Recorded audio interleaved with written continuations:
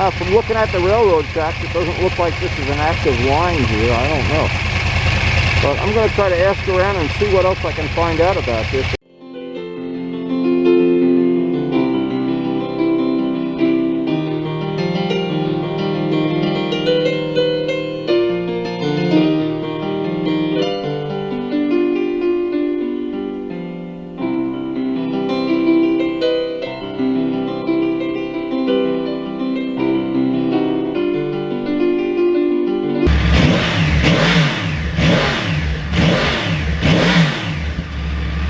Now this is funny, every day recently, the whole week, it's been predicted rain, thunder showers, rain, thunder showers. One day we win, one day we lose, one day... I feel like I'm in Las Vegas gambling on Russian roulette or something with 12 bullets in a gun. But some of the things I wanted to mention, and some of these things are significant. I have enjoyed having the new exhaust system, or the stock exhaust. It has turned the bike, just made it a little bit different to ride, which again floats my boat, these evil twin projects. And there's no doubt in my mind at some point in time I'll get bored with this and I'll put something else on. But here's the whole thing. I'm committed to the idea that every day has to be different than the day before. I just hate the idea. And it was a big part of my life. I think about 18 years when I worked for Ford Motor Company, pretty much every day was the same as the day before. The coffee came out the same, the bagel was on the same plate, the same. My boss used to beat me with a baseball bat and throw things at me, and we worked on a computer that was bigger than this garage, and long story. Anyway, the history of my life, not worth telling right now, but at some future time I may do that. Anyway, today we have an unpredictable day, but I don't know if we're going to even be able to ride because the weather is so iffy and it's supposed to be thunder showers all day today. We're going to see. It's not raining now, but we'll see. But I do have something really cool to share, and I'll tell the whole story. I need to go down into the shop and share this with you. It's really something special. I think you'll enjoy it. And many times I've alluded to this story that's in the 1976 motorcycle world, where I was on the cover of the magazine with this cafe racer that I built. Well, it's a really long story. Both Glenn and Chris had gotten together and found me an original copy that was in perfect condition, which I didn't have. And any of my modeling friends know Derek Berry got me a copy years ago, but unfortunately I don't know where it is, but I got the copy of the magazine. I had it framed, and I'm thrilled to have it. It's in display in my shop. And I have an old wrinkled up copy that I had just hung on a wall, just to remind me what well, what a teenager I was back then, doing wheelies on the cover of the magazine. But then out comes another issue of the magazine, and this one, there I am on the cover again. Well, that's cool. But you know what? I never got a copy of this magazine. So this, I only have the cover, and well, I got the real one, and I got the real magazine from Chris and Glenn, which of course I thanked them for. Now, all these years later, all these years have gone by, water under the bridge. John Pothier found a copy of this magazine, and it's a long story how I was able to recover this, because we had to go by the date, and it's May 1976. And I look, well, this is a whole different thing. This looks like Charlie's MV Augusta on the cover here, or something close to it anyway. But here's what's the important thing. Crash and burn. This is a story, and it's a very good story. It's a very entertaining story about my father. Now, I'm not sure what the quality of this is going to be when it comes out on YouTube, but this is from a 1976, May 76, Volume 9, Number 2. And of course, they got my father's picture here. And so this, again, becomes part of something that well, it's a very long story, but I'm going to try to shorten it down to where it's at least something you can put on this video. And before we get to the story, I want to say Charlie might even be interested in this. This MV Augusta, and when Joe Roselli's an MV guy, and a very interesting thing, and get the whole story of this. But again, this is not about that. I just wanted to show it because John Pothier had gotten me this magazine. And again, thank you, John. And I got to ride behind Charlie's MV Augusta many times. And the sound of that engine when you get on it is priceless. That is like the R1, a unique sound in motorcycling. So this makes the magazine worth saving, and I will treasure this magazine, of course. Now, what I had done with this, and I'm going to try to put the story together in a short fashion. This is a story that's told by my father's brother. Both him, his name is Henry, and my father's name is Eddie. They went under the name Payne. And this is their story about the Suicide Legion, the Ken Butler thrill show. Some of the stunts they used to perform, riding through burning barrels of oil. And of course, this is the whole story.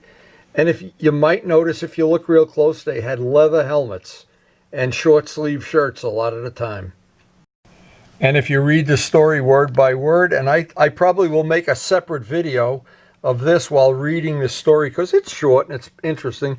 They used to drive over people, do like an Evel Knievel jump. Remember, these are old, I guess they're Harleys or Indians or something. They're V-twins anyway.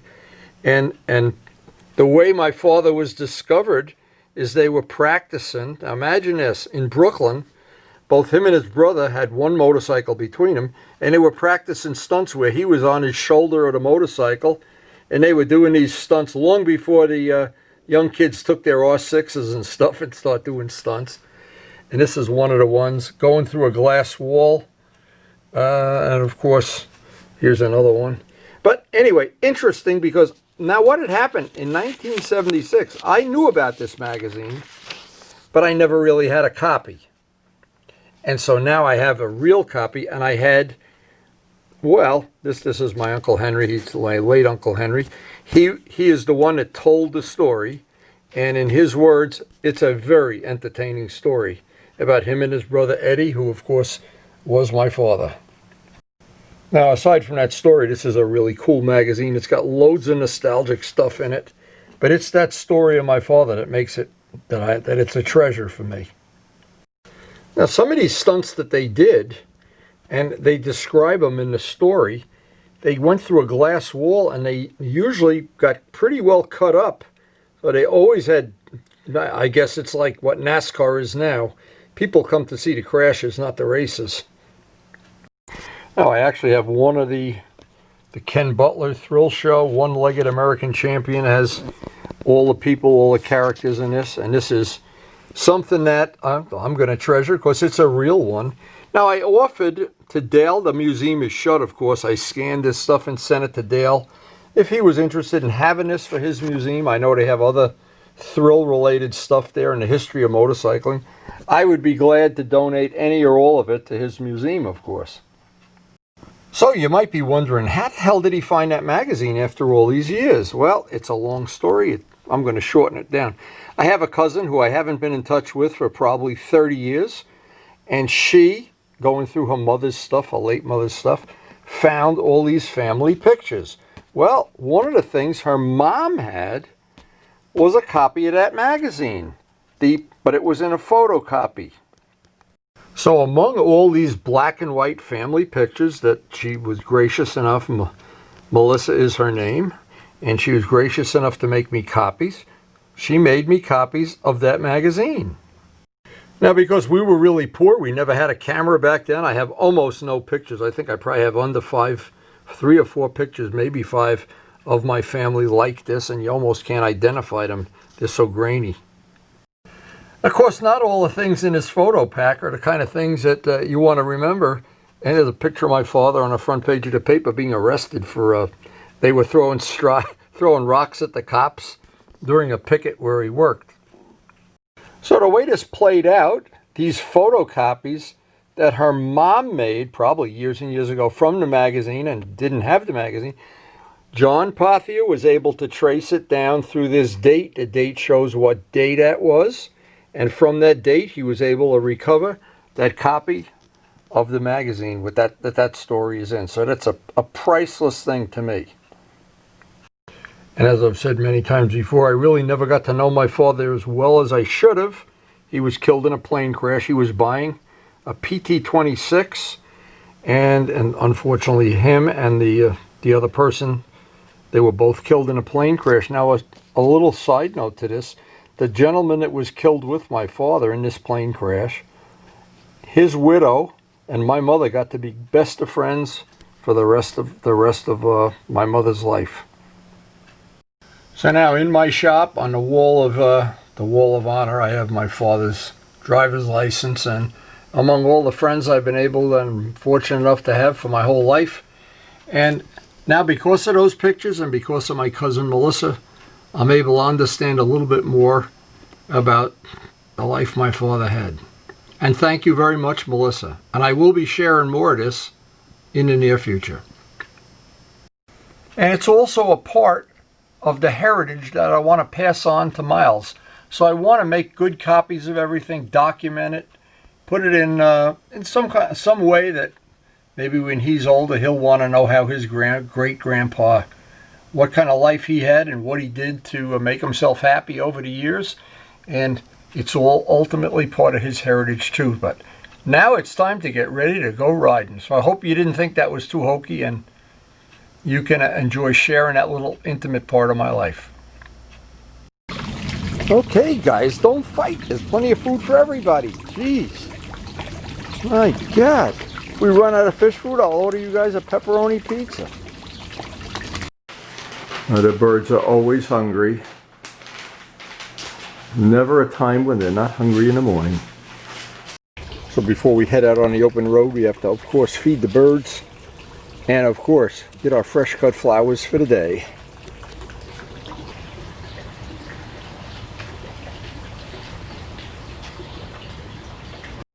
Final weather check, supposed to go into the 90s. So we are dying to get out of here nice and early. And, of course, get back before the heat of the day.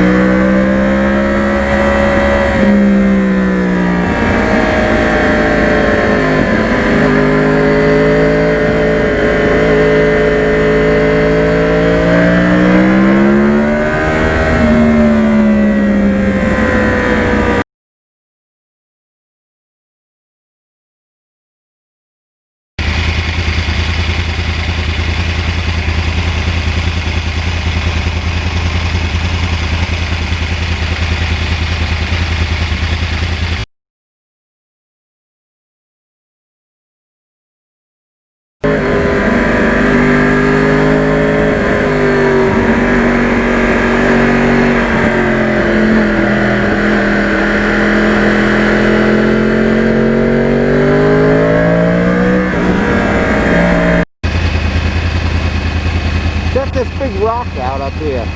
No wonder they call this Big Rock Road. What a unique thing. Well, if that rock ever comes down and you're riding your sport bike, I don't know.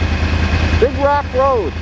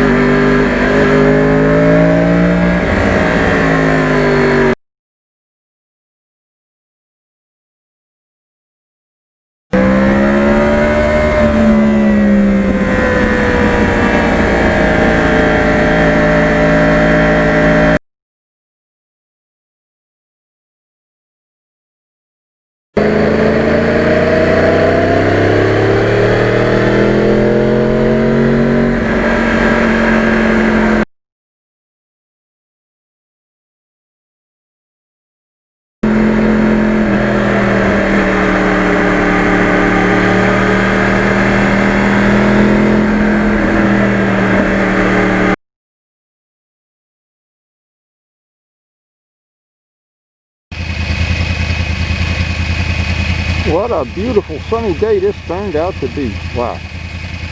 Hard to believe.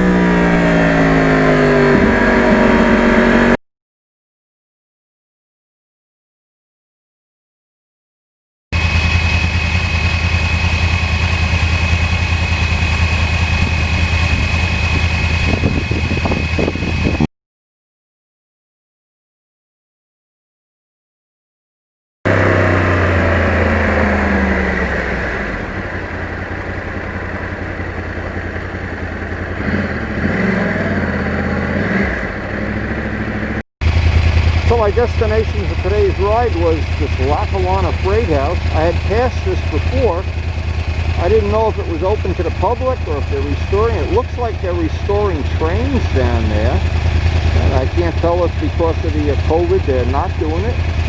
But it's about a little less than an hour from my house. I thought it'd be an interesting destination for today's trip. Now, from looking at the railroad tracks, it doesn't look like this is an active line here. I don't know. But I'm going to try to ask around and see what else I can find out about this, if it's going to be a good future destination.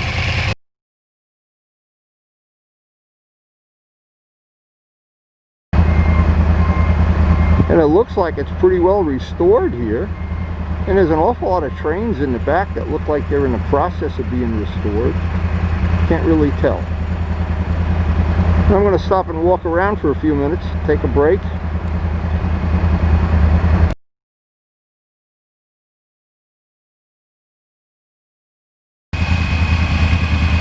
Now maybe that top track, yeah, the top track is an active track. This one on the side here, it's got a bumper. Well, I guess that's not active.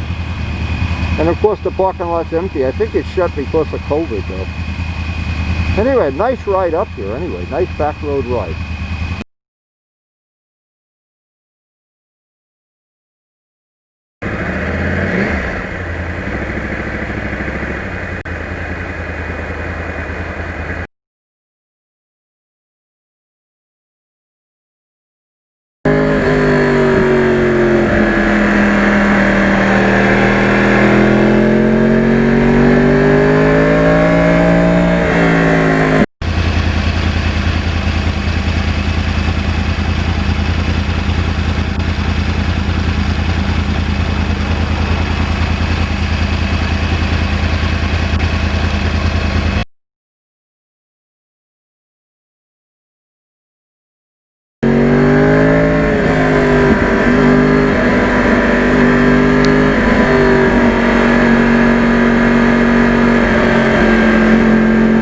We're back from a really nice destination ride. That Lackawanna Freight House looks like a nice attraction if they were open. I'm not sure they're going to be open after the COVID. So Art, is my boy here? He's here. I need you to come out and take all the bugs off the motorcycle. What? Hey guys, the whole thing. You want to do some debugging? No, I'll let you go inside where it's nice and cool. That's my boy. You're not in the Monopoly game. Monopoly today? Okay. No, you're not in it. I'm not in it to win it. Oh, I better go for another motorcycle ride. The family that loves me. Unbelievable. Hey, I hope you did enjoy that little sharing of the story of my late father. Died in 1954. So a couple of things I wanted to share before this video ends. It is our Clear Earth, the combination of the two things that we have now.